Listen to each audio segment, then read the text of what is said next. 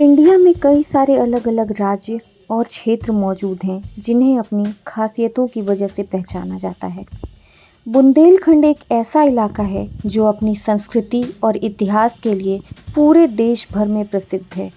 जब आप यहाँ जाएंगे तो आपको एक से बढ़कर एक ऐतिहासिक इमारत का दीदार करने को मिलेगा। इनमें से एक महारानी कमलापति की याद में बनाया गया किला भी है। जिस तरीके से शाहजहां ने अपनी पत्नी मुमताज के लिए ताजमहल बनवाया, उसी तरीके से महारानी कमलापति की याद में भी ये किला बनाया गया।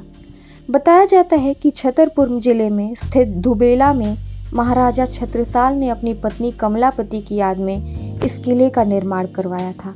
यह बिल्कुल ताजमहल की तरह दिखाई देता है और यही कारण है कि इसे बुंदेलखंड का ताजमहल कहा जाता है। जिस तरह से आगरा में यमुना नदी के किनारे ताजमहल बना है, इस तरह से ये बुंदेलखंड में एक बड़े तालाब के किनारे बना हुआ है।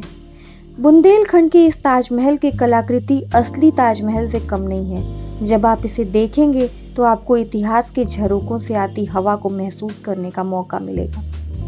ये जगह प्रसिद्ध इसलिए है क्योंकि यहाँ शाम के बाद जाने पर मनाही है।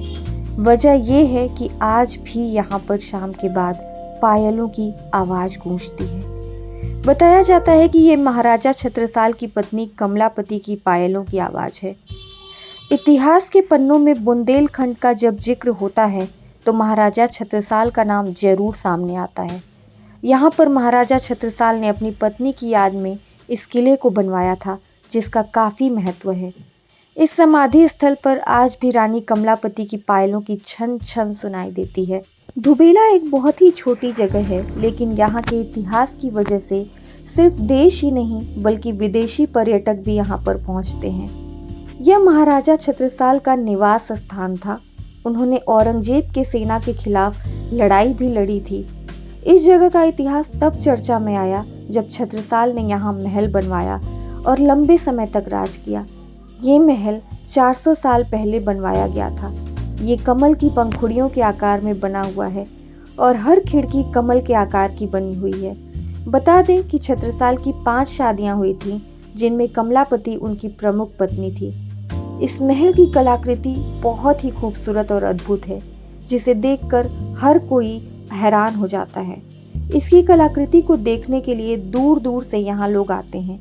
ये तालाब की दूसरी तरफ पहाड़ों की गोद में बना हुआ कारीगरी का बहुत ही अद्भुत नमूना है।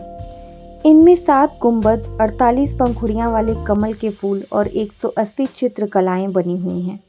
तो आई होप आपको वीडियो अच्छी लगी होगी। आप भी जब भी एमपी जाएं तो आप इस जगह को विज़िट करें, क्योंकि ये जगह ऐसी है जो बहुत लोग नहीं जानते हैं।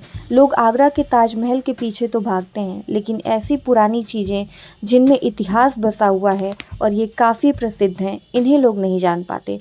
तो आप भी इस जगह को जाके विज़िट करिए, एक्सप्लोर करिए और जानिए इस जगह के बारे में। वीडियो को लाइक करिएगा, अच्छी लगी हो तो शेयर करिएगा दूसरों तक भी। And those who have not subscribe my channel, मेरे चैनल को कृपया सब्सक्राइब करें। जो मेरे चैनल का नाम है वो है universal Juhi. Thank you so much everyone.